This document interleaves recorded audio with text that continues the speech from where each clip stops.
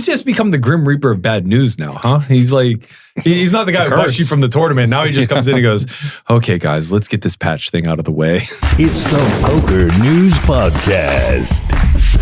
Ladies and gentlemen, welcome to episode 965 of the Poker News Podcast. I am Chad Holloway at Level 9 Studio, joined by some of my friends, my only friends, Mike Holtz and Matt Berkey. Berkey, thanks for taking the time to join us, man. This is a real treat for us. Yeah, I had to come out of retirement for something. I guess it may as well be this. Yeah, we're going to get a good episode. This episode is sponsored by WPT Global. We're going to talk about the controversy surrounding patches. I brought a bunch in. These are approved by WSOP. Some others are not.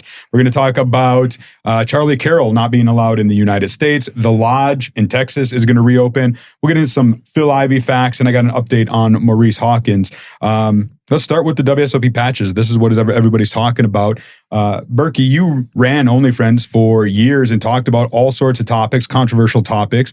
This, I would imagine, would have been an episode in itself with you guys. What's your take on this? Yeah, I mean, all right. So I think there's like a lot of things at play here, some of which I would just be speculating. But from a sheer myopic point of view of like what is absolute bottom line. Myopic first 8 words. Myopic. I've been storing it up for a year, man. You know, like this one's been. I love to see it on the shelf. But like just from a sheer like nearsighted, what's best for GG and WSOP right here, right now to maximize? It's banning all outside sponsors. If you're not paying, you can't have advertisement on our stage, and that makes a lot of sense.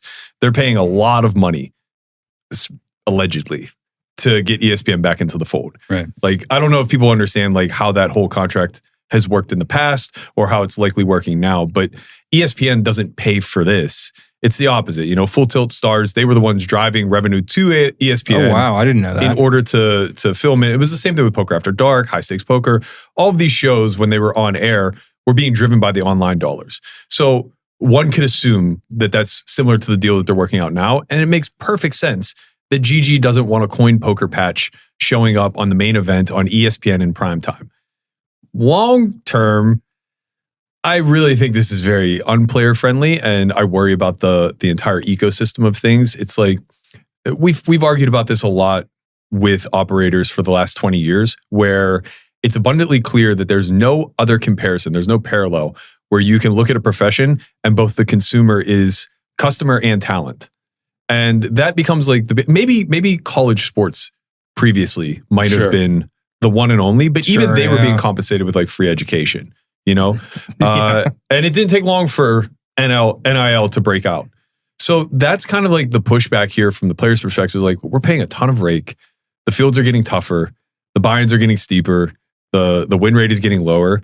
But there's online dollars finally flowing back into the space where there are coin ambassadors, there are WPT Gold ambassadors, there's ACR, who somehow, coincidentally, is GG friendly. Yeah, how crazy is that? What is even going on? Right, which pokes holes in the argument of like they're only banning black market. That's obviously not the case. So yeah, from a player standpoint, it's just like, man, it'd be nice for us to be able to get a little chunk back if you're not going to somehow compensate our buy-ins in another fashion. Right. I mean, this whole controversy came to light when Patrick Leonard tweeted, I mean, this was the initial anyways, that he was denied. Right. And then that opened up a whole can of worms. Sean Deeb chimed in asking, do people know what's denied, what's not? And that's another issue, is that there is not a public list out there of what is and isn't. Just what people have said, right? So we know, like you mentioned, Coin Poker, Club WPT Gold, Phenom Poker, I think are not good. GG is fine. ACR, like you said, which is just wild. I can confirm the Poker News patches, the Poker News Podcast ones are. I spoke with them about that. It's Mike. You know, I know you got thoughts on this. We held off talking about this last week and thought this week would be good because WSOP is starting here in just a few days. What's your take? Sure. So, number one, Poker News needs their own online website, so I could just be sponsored by them. Or WSOP.com Nevada needs to start sponsoring some of the local pros, you know what I mean? I think, yeah, like Berkey nailed it. I mean, that is what it is, right? We've got the main event coverage on ESPN now. They don't want other websites associated with it. And as someone who will be, now you can wear a patch outside of the televised events, correct? No. No patches on property, period. Yeah, so this is interesting because I was going to mention, KevMath tweeted the updated version. So originally it said under Section 5, participant likeness and image, Section 52, while seated at a feature table, producing event content intended for distribution via digital or linear channels. That was the original rule. Updated, same section, same number, strike that, and now to at any time during tournament play. Wow. Yeah, which is causing a little more ruckus. No, I think that's ridiculous because I plan on wearing Club WPT Gold. And thank God Poker News is you're allowed to patch up for Poker News. Wow. I think that's reaching a little bit far. I feel like if you're not on television, I mean, you should be able to represent. It's like Berkey said, we are both the talent and the consumer. Hook a brother up a little bit. Like, it feels like WSOP is very, everything continues to go up. The rake rises. They're taking away avenues. It kind of reminds me of the UFC, where back in the day, everyone could wear whatever sponsors they want, and they got paid more money than the tournament. Same thing happened at WSOP, the main event. Everyone will be lining up to get you, to give you a bunch of money to wear their patches. So it's like you had other revenue streams, which just helped the overall poker economy. The problem is it conflicts with WSOP's just entire outlook, and it hurts their bottom line in the short term. But in the long term, I don't know. I mean, is it going to make places like the Win Series and Venetian Series, are they going to blow up more? Or is the WPT going to gain more presence during the WSOP's time because of that? I mean, who knows? I can answer that. No. Yeah. I mean, like, that's what this comes down to. People would be like, well, this is just capitalism at play. And it's like, kind of, we don't really have the ability to unionize or if you think of this as a prisoner's dilemma of sorts, where the players themselves are the ones being asked to cooperate or defect, we all do better by cooperating. But cooperating in this sense would be some sort of boycott, which then allows the defectors to boost their EV by so much, because the recreationals are what they are, right? They're always going to flock to where they want to be. And, GG and WSOP, they're not poor business people. They understand all of this. I actually respect the fact that they're banning it on property, period, more than just only the main event. Because like that would be really annoying. It's like you're patched up for 4 days just out in the field, and then you make a final table and suddenly you're scrambling to try to get approval.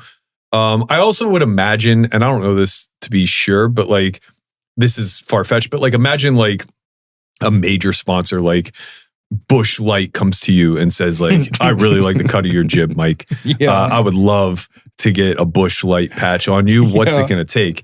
I would imagine something like that doesn't conflict with them. If you ran it by them, they would just be like, slide us a few points on that, maybe cut us in a little bit. You hear that, Busch Light? Make this. I believe that your drink is crispy and refreshing. I'm just saying. Yeah, so it's like if a major player like that came in, I imagine that they actually would go so far as to be negotiating for you, right? If that makes sense. How much of this do you think is retribution of sorts from last summer in the Millie Maker situation? Club WPT Gold, Jesse Yaganuma, James Carrel, they had taken issue with that, right? It was a big story, one of the top stories of the year for Poker News. I feel like it was like they felt like they needed to do something, combine that with the ESPN situation, and this is where we're at. Yeah, it makes sense to me. I mean, this is something that had to happen. They had to do something afterwards, right? Like Club WPT Gold kind of shat in their breakfast, as they say. And it's not. They didn't want. They wanted to eat a regular breakfast, and this year they're going to have it. Yeah, I don't know if this is a direct response to that. I mean, obviously they weren't going to allow that situation to occur again, so the rules were going to change in some capacity. This might just be a nice, say, icing on their cake, where it's like, we were going to do this anyway because of the broadcast aspect and this big partnership we have with ESPN now, but just so happens this is also a nice middle finger to our competitors. Yeah. I wonder if Jesse and James Carrel will be allowed back. I don't know if you guys have heard anything. Look, Ren Lin, we talked about that situation. WSOP Paradise, if he can come back, feel like these guys should be allowed to come back. To me, that's like, I don't even understand what's happening. How do you ban someone and then literally he misses 0 events? I don't understand. And I feel like that's a huge integrity issue. It's very strange to me. It's tough too because, again, like the inner workings of all this stuff is pretty like unknown to the public. So like the Ren Len ban was very clear, as far as I understand, from the GG side, right? But the Jesse and James band, I don't know if that's Caesars or not. Right. Because now you're dealing with a whole other entity if you bring in MVG and like all this other stuff overseeing it. I don't know how easy that is to revoke.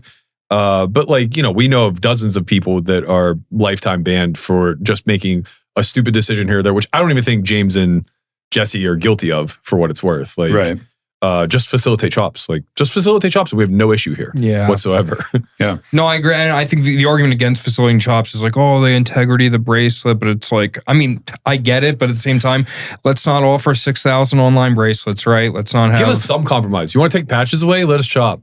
Yeah. Just anything that will like help keep money in the ecosystem. Slide a little less rake, baby boy, just a little less. The last little thing about this logo controversy is that I've noticed on social media are people taking it to the extremes. And I understand why they would, because by the rule as it's written, they could feel like they're going to get in trouble for wearing Nike or for wearing something from their local card they're all room. memeing, but yeah. I think they're memeing. I think there are legit people. I've had some people reach out from more regional stuff, like worried, like, are we going to be able to promote our like Joe's Pizza? Yeah, like our little local club or whatever. It's my opinion, and having worked with WSOP for a long time and talking with people, they're not going to be worried about any of that kind of stuff. They're more worried about the stuff, like Berkey said, the stuff that could impact ESPN in a negative fashion. The problem with the way the rule's written, though, is that it is their discretion. So Agreed. if you're wearing a Joe's Pizza patch and suddenly like they just don't like you that much, there's a world where they could say, you're going to forfeit all that prize money and you're never going to play on our property again. Yeah, that's scary stuff, man. It's really frightening. Now, it's apparel too, right? Or is it just patches? No, it should be apparel. Let me see if I think it's anything shy of a tattoo. I mean, what are they going to... Although, maybe just like black tape, like right. No, that's what I'm saying. Shy of a tattoo. What if I did get a tattoo? What if I got a forearm tattoo? I will say, I remember I made a deep run in the World Series main in 2010. And day 5, I got patched by Full Tilt. And, I've had the backwards hat going on since college. And I was wearing a Nike Steelers hat. And they made me put it right on the Nike logo when I made the feature table. So even back then, there was some policy control of those things. But I feel like back then, logos were very strict. Like there was something about TV. Nike and ESPN, maybe they had some weird NFL, Reebok, yada, nonsense going on. Right. Where now I think all that stuff's pretty loose with like the coverage all going on YouTube and stuff like that. Like free license agreements. Speaking of WSOP, next week we'll kick off our episodes for the summer, and Jeff Platt is going to come back into the studio here and talk about this stuff. So we're going to hear from WSOP, from Jeff Platt, talk about patches, talk about some other stuff.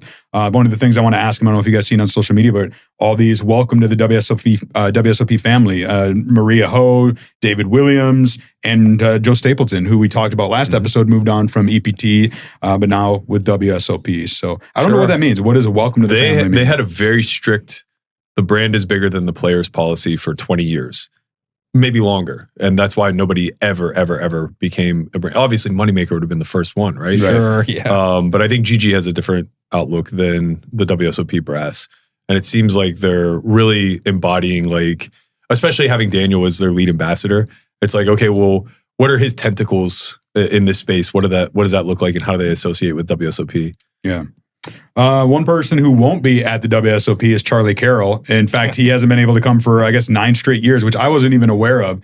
He shared on YouTube, and it was making the rounds, that he is banned from the United States from an incident stemming in 2017 when he attended the WSOP last. He actually finished 88th in the main event that year, made a deep run. But once going through the airport, I don't know if he was coming here, leaving, what it was, but some little pink pills and got busted. Mike, you're my resident drug expert. What do you make of this? Again, outlandish to say, however true it is. You know how when you watch Lord of the Rings, right? And I believe it's the Two Towers, you get to, I'm going to forget the place because I'm a little high. It doesn't matter. You see the guy and it's Worm Tongue or whatever right behind him. You instantly know he's evil. You look at him and you're like, something's wrong with that guy. You know what I'm saying? I get the same feeling with Charlie Carrel every time I see him. You know what I mean? He's got the unbuttoned shirt. Something's off with the guy. I don't like it. And this the way he tells his story kind of reinforces kind of an insane situation. Maybe right now he should be happy doesn't have to be in the U.S. with all the crazy politics and stuff. But what do you think, Berkey? I think I have less opinionated stance on Charlie in general, but I do feel the shirt's crazy. The shirt's crazy, obviously. I agree. I think sometimes he leans into the idea that he could be a cult leader, like almost like He fetishizes could it. be. You know? He's Jared Leto cosplay. You know what I mean? Yeah. But let's not knock Jared Leto. Very talented individual. Actually, a cult leader though. Okay, fair. Yeah. Can't argue that. Horrible actor. What do you? Anyway, Fantastic singer. Both. I've seen him. He's fine as an actor. I've seen him in person with the 30 3 Seconds to yeah, Mars. whatever. Yeah. Yep. Not great. very below average. Wow. You're just not from that emo era, I guess. It's fine. No, I think that if Charlie wanted to get this fixed, he probably could. I would imagine, you know? But I don't think so, man. is it lifetime ban? Like, is that what they do? They just extradite you for life? What was the actual drug? I didn't say it in the article. I assumed ecstasy. He said something like that. Yeah, probably. that's an incredibly serious offense here. If you could call it MDMA or anything at least 10 years ago. Like personal usage? Absolutely. I mean, I understand That if there's like a wasn't- kilo of it on you. No, MDMA is like super serious. Really? They really fuck you. I mean, I don't do drugs, so I don't know. But Me either. And anyway, That's the funniest thing I heard all day. I'm an idiot. I mean, I'm sure I take your point. He could probably find a way. It'll probably take a lot of money, a lot of court, but he probably just either doesn't care or I don't think like so. His situation isn't great from what I'm hearing. Also, you know, there was some drama with him on social media about a month ago. Oh yeah, with Prodigy, right? Yeah. There was that whole thing, and it seemed like the consensus was that, shocker, Charlie Carrel was in the wrong.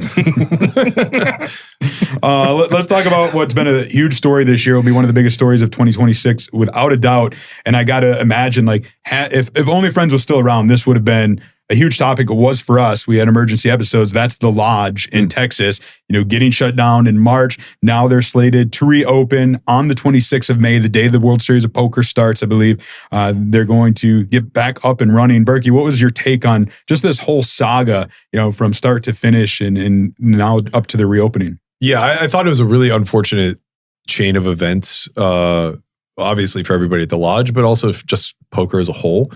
I think this is one of those things where, you know, particularly the Doug haters, which you can easily put myself in that camp. I forgot about that. Yeah, what do you think of the Lodge, Berkey?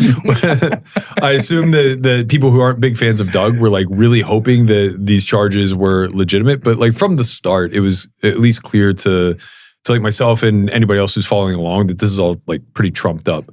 And it's unfortunate because it's like when you're running a small business like this, these small little hiccups will really derail things. Like kudos to them for being able to get back up and running as quickly as they did. But having like 7 figures locked up by the government with no idea if you're actually going to get it back, Doug's on the hook now to pay back, you know, patrons if for whatever reason they do seize it and they go further up the court ranks. You have to pay a bunch of money to fight this, assuming it goes that. But like, honestly, I feel like as ugly of a situation it was and as unfair as it was to the Lodge, they got the best outcome. 100%. I can't imagine they had to spend much money. It was just like kind of like, this is garbage. We're sorry this happened. Like, we'll just make it go away type of thing. Yeah. I'm impressed too that it would open as quickly as it has. You know, the downfall is the dealers who might have quit, left, or not quit, got laid off and moved away and things like that. But should be pretty exciting. The timing is interesting, right? Because everything's going to be on the WSOP, which I think is good because let the light be in Vegas, let it be on the WSOP while they get things back up and running in a well-oiled machine. And then I think it's inevitable that we're going to see some sort of big tournament series down there or something. I've heard rumors that, the Texas Card House just had the World Series of Poker circuit, that the Lodge might have another reputable tour coming in, but yeah, who could it be? Anyone? It's probably 3 letters. So who could it be? It could be anyone. I do wonder how much of bringing these larger, I guess, like operators, be it WSOP circuit, WPT, whatever, how much getting them in the fold whenever you're skirting a law to begin with is maybe detrimental to them being scrutinized. Yeah. Because it seemed like of all the things that they had that could possibly stick was the fact that they were taking a rake out of the tournament. Yeah. Which I guess is like technically, against whatever the Texas law was. Yeah, I think they'll double down on trying to follow the rules a little closer. Sure. Them and others. I think we're going to see some Texas rooms get shut down still because there are some, I will say, illegitimate rooms there that are literally Houston spreading. is the wild west. Games. Yeah. Houston is absolutely. I mean, that was the other thing is like watching the Lodge get raked over with a fine tooth comb, knowing what's going on in Houston. Yeah, we saw wild.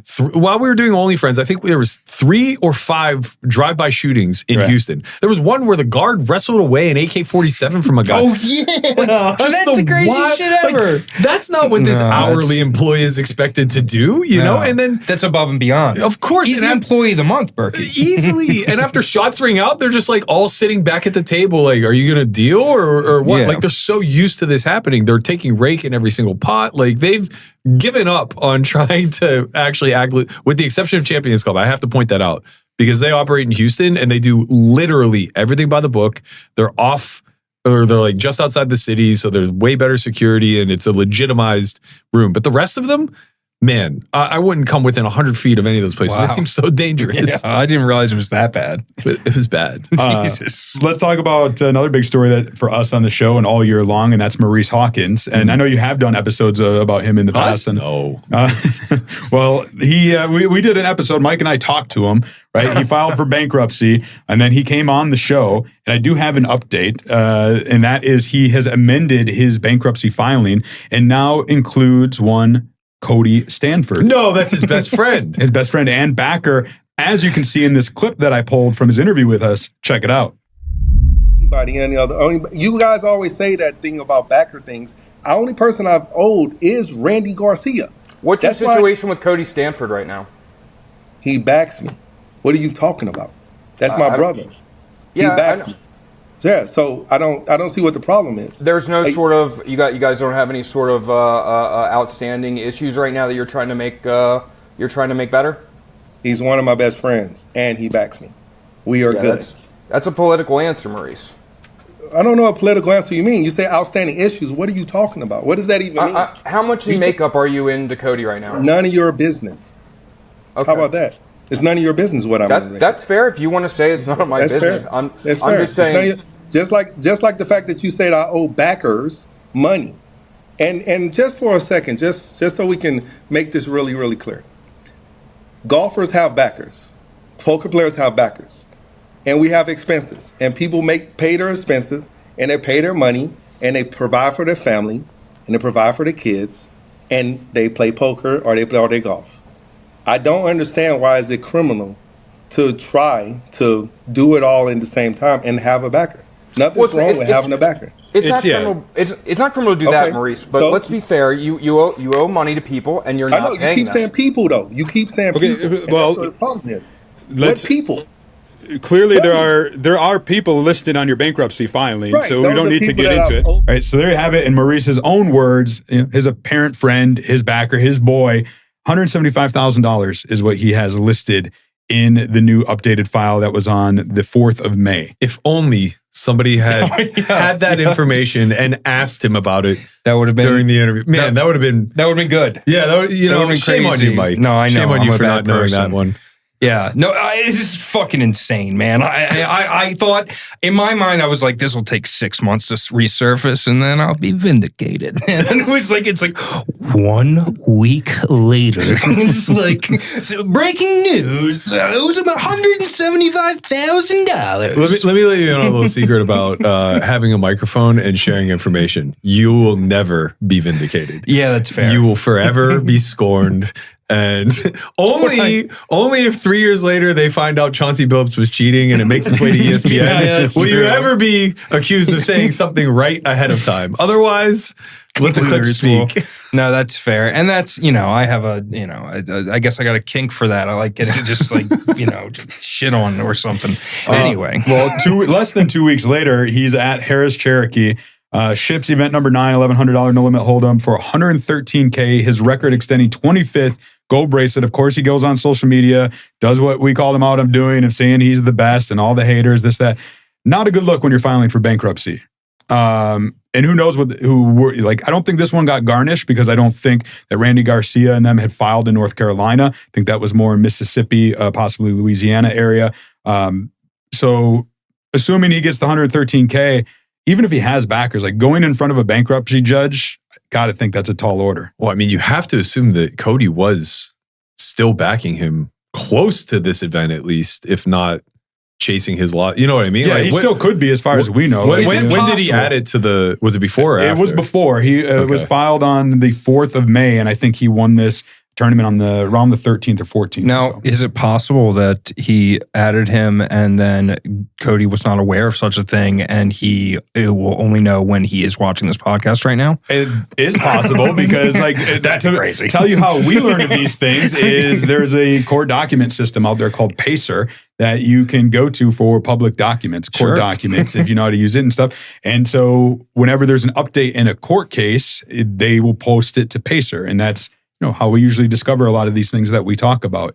And then, this one, like I said, was filed on the 4th of May. There's a bunch of other information in there. Nothing that we need to talk about or, is applicable that we haven't really covered before. This was by far the biggest update. But Maurice Hawkins, Berkey, just what your thoughts in general? If I had to put my speculative cap on, I would guess that what happened was Cody dropped him.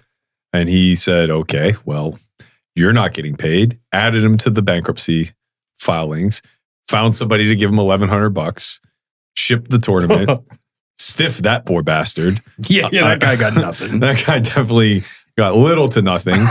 And the grift continues. I mean, I've been very outspoken about Maurice, and he's claimed that he's gonna, sue me for slander, and I don't know why I'm tempting fate, daring him to. But the problem is that I haven't told a lie, right? So it's like can't be slander if it's the truth. Yeah, it's tough to be slanderous whenever there's just a consistent habit of doing these things.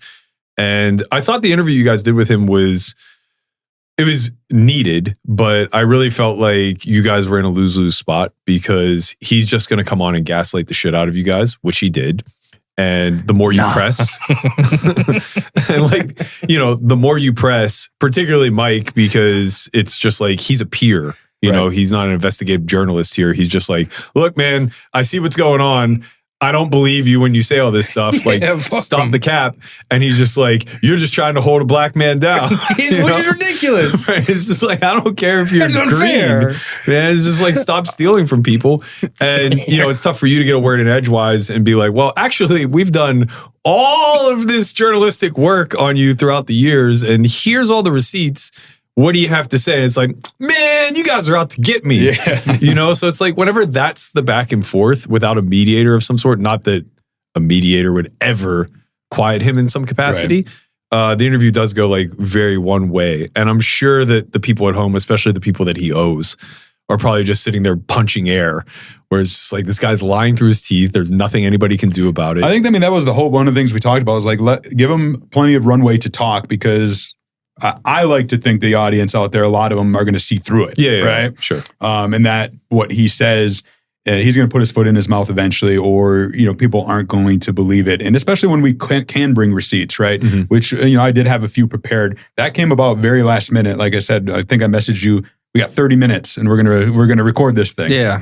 So, but I mean, like we said too, I give him credit for coming on. It was a long time in the making. That invitation was there for a while. Sure, he's gonna watch this episode and tweet about it or DM me or what have you. Want to come on again? That's fine as well. But no, man, no more. I mean, are we gonna see him? Man, why would we have him on? There'd be no point. He's gonna. I'll give you. You know what's going to happen, man. He's going to sit here and he's going to go, I don't know any more money. I don't know what you're talking about. I'm the fucking greatest of all time. You can employ bracelet. You can online bracelet. I have 25 real rings. Fuck you guys. How did it feel to have to eat crow and be Maurice, I think you're a good poker player. I'm not taught. It's just you have to placate this ego that exists of just yeah, man, you've won some shit. Who cares? But you have to build it up of actually, you're the greatest circuit player of all time. Bro, way to crush those 16-man, $400 fields. It's so sick. I know. No, it's fucking frustrating, man. Really fucking frustrating. It's ridiculous because I'm sitting there and I'm thinking to myself, I wish I could say so much more. And stuff. it's all that just to get your point across that he cuts you off before you get to. And then he says he didn't cut you off, and I'm just I'm gonna fucking snap. Yeah, if you haven't seen that episode, you can go back and check it out. It's on the Poker News YouTube channel. I'll link to it in the show notes. So, you mentioned OnlyFriends. I'd be remiss if I didn't ask. A lot of people out there clamoring for the return. Is that something we might see one day? I like to think that when you guys did exit, maybe some of those viewers tuned in over here. But I know there's a lot of viewers who want to see it back. Like I literally see anytime there's a big topic, people tagging you or OnlyFriends, like, come on back. I will say, I think what you guys do here is great. I think that you would be perfect for a daily show. I think the space is desperate for a daily show. And I didn't realize, I realized that when we were doing it, but then when you're in the middle of it, you're just like, God, this is kind of like old hat. It's like, because 40% of the days you don't really have big news to talk about. And that's where like being a group of guys who are actually like playing 24/7 is really helpful, because you can just delve into the war stories and all of that stuff. And it's still interesting to people. And I do miss it. And I do recognize that there's a place for it. But I just don't want to do it as a passion project anymore. You know what I mean? I think ideally, if we can get to a point where we're able to find proper partnership and we're able to grow at least within the poker space, right? Like where when major events occur, we can be there, whether it's the World Series or the WPT Championship in December, like whatever. We can just be an independent crew that is there highlighting the biggest stories that are going on in poker. Like that would be the ideal to me. Yeah. It didn't feel like we were trending in that direction, which was pretty frustrating. Do you think the rest of the crew would be up for something like that? Or like, what are they up to? Are they still? They're begging me more than the public is. Like everybody's bored, man. It's like we had a routine. Yeah. We didn't just like sleep till noon and then figure out if we were going to play that day or not. You would fucking do that, dude. It's fucking crazy. One of the hardest things, about it, at least for me, even on this show when we're doing it once a week, let alone when we're going to do it 3 times a week during the WSOP, but like the amount of effort it takes to be informed, to be able to talk about these topics and then to do research. Like I tell my bosses a lot, like you got to give me credit for that. Like if I'm going to talk about a live stream, I better have watched that live stream. If I'm going to talk about court documents, I need to sift through it and actually read it. And you get it more than most, because it's like, we were juggling a 5-6 person crew and I was the only one doing that the same way like you're in charge of doing it here. So I had to disseminate that information down across people. And then like if they misspeak or, aren't quite informed enough, like I have to be able to catch it in real time. And that's hard when you're doing it every day. Plenty of stuff.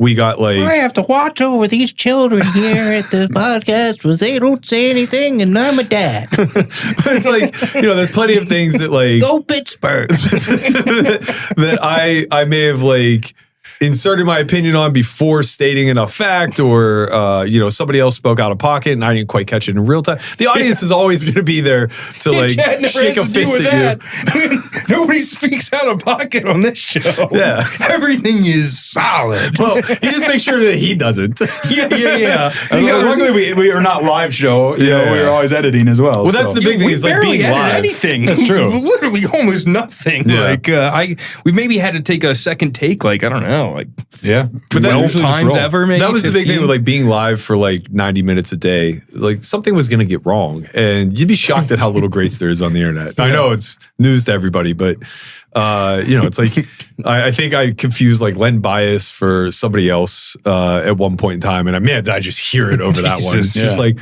well, I don't know, man. A basketball player died on the court in the 80s. Like, which one was it? It doesn't really matter. Yeah. It is fun though too. Like something you may have said in passing, or like it was like that you mentioned it earlier in the show, the Chauncey Billups stuff. Oh yeah, right. And like so it didn't ping my radar when you said it initially, but then the raids happen, the arrests happen, and all of a sudden that clip and you are in mainstream media about it. Yeah, So cool. I got to tell you that's the other thing that I may not have been perfectly graceful juggling throughout all that time.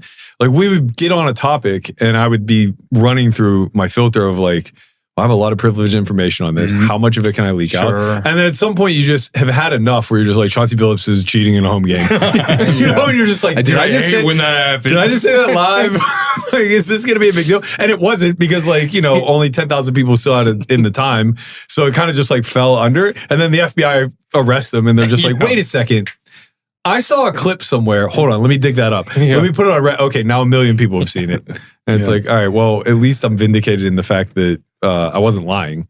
I think one of the interesting things that I admire about your guys' perspective is like, I've been in the industry for a while. I do have my contacts, but I'm known as like a poker reporter, right? From the poker news side of things. You guys are actually players. So you're at the table, and I feel like the privileged information you guys have access to that somebody like I don't. And I know you do all the time. And like, there's a lot of the times that you're chomping at the bit that you want to get it out there, but either can't or shouldn't. Simply don't know what you're talking about.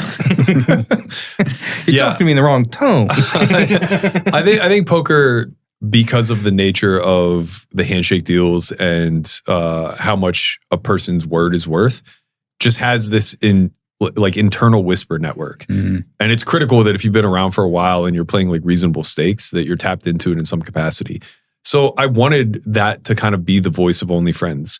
Even if we couldn't like reveal everything, like when the Ali stuff broke, we had known about that for years, but like you can't just come out of the blue and be the one to accuse somebody because you heard something second or third handedly.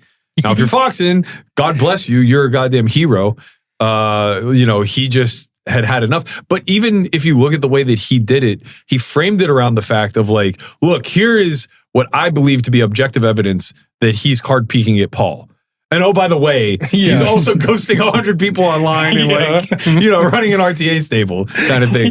So it's like, hey, let me also throw this out there now that we've kind of breached the subject, which I thought was a really, really smart way of going about His it. painting's terrible. You'll never believe what other stuff he's doing. Before we end this episode, I want to play a fun little, it's not really a game, it's just a more trivia. So this episode is sponsored by WPT Global, and one of their ambassadors is Phil Ivey. World Series of Poker is here. Everybody gets excited when Phil Ivey is at the WSOP. And we have an article on Poker News, and I actually learned a lot from it. So I'm curious, do you guys know what Phil Ivey's largest ever WSOP score is in his career? I would guess 7th place in the main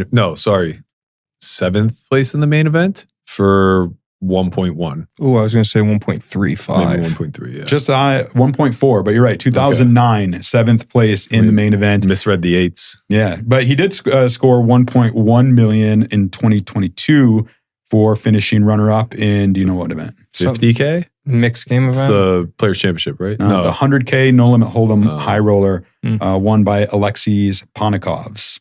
And then he finished 5th in a 100K PLO for 715K last year. So those are the three top scores for Mr. Phil Ivey. Everybody gets excited. Ivey is definitely somebody I'd love to get in the studio. No, I never will. Like, I've been in the industry, my 18th World Series of Poker. I've spoken with Phil on a handful of occasions, but would be great to do something with him. What's your plans, Berkey, for WSOP? Are you going to be over at the Horseshoe, the Paris at all? Are you going to be playing cash games, or you have to different stuff these days? I will make a few stops over there. Maybe not so much to play. I'll let Jeff talk to you about like what his plans are, but I'll be joining him at least once, I guess, on whatever the hell it is he's doing. He's just become the Grim Reaper of bad news now, huh? He's like, he's not the guy who busts you from the tournament. Now he just comes in and goes, okay, guys, let's get this patch thing out of the way. Oh, yeah. He got bad news for you. He messaged me earlier today and said, no tattoos, WSOP is not cool with that. But yeah, like, I'm like a kid in the candy store when it comes to WSOP. I love it. I think it's the most important thing that poker has. I still get butterflies when the summer is coming up, but I just have no passion at all for tournaments anymore. So like, I'll play the main. If I don't have cash seats, maybe I'll jump in like some of the smaller stuff. I truly don't feel very competitive though in these fields, and that sucks. It's like a bad feeling to enter something that's slow and grueling and you feel like you're drawing dead in. So yeah, I mean, probably 95% cash, a little sprinkle here or there of tournaments. All right, well, that's going to do it for episode 965 of the Poker News Podcast. Big thank you to WPT Global for sponsoring this episode. And big thank you to you, Berkey, for coming in. It's been a pleasure. Was a fan of Only Friends, as I know Mike was. You were actually on the last episode of their show. Was pretty cool. Fun times. Glad to have you on here, brother. Thanks, man. Welcome back anytime, and keep up the good work. The show's over, but you're respected in the poker industry, and it's a pleasure to have you here on the Poker News Podcast. Thank you. We will be back next week, starting 3 episodes a week for the 2026 World Series of Poker. The plan is Tuesdays, Thursdays, and Saturdays, 8 a.m. Pacific time. Ben Ludlow should be back. Mike's going to join when he's not playing. Probably more episodes because we're actually going to record earlier in the day. Yeah, and if it's fucking crazy, I've been waking up like 7:30, 8 o'clock every morning. So I'm going to be at the WSP 10 a.m. What are you going to give me? I Cheese brought you curds? some cheese curds from Wisconsin. I almost forgot. I look like a guy who likes cheese curds. Nice room temperature I was cheese going to say, curds. these are Man, supposed to be, they're supposed to be refrigerated, right? No, that's the best way to eat them right What there. the shit? Don't listen to him. That is not the best way I to think eat they them. are. No, dude, it says keep refrigerated, use within 3 to 5 days of opening, and I'm these Chad are warm. Holloway, Mike Holtz, Matt Berkey. Dude, you're trying we'll to be kill back me. next The week with a brand new evidence is episode. here, people. Until then, we'll keep a seat open The for you. frogs are turning people gay.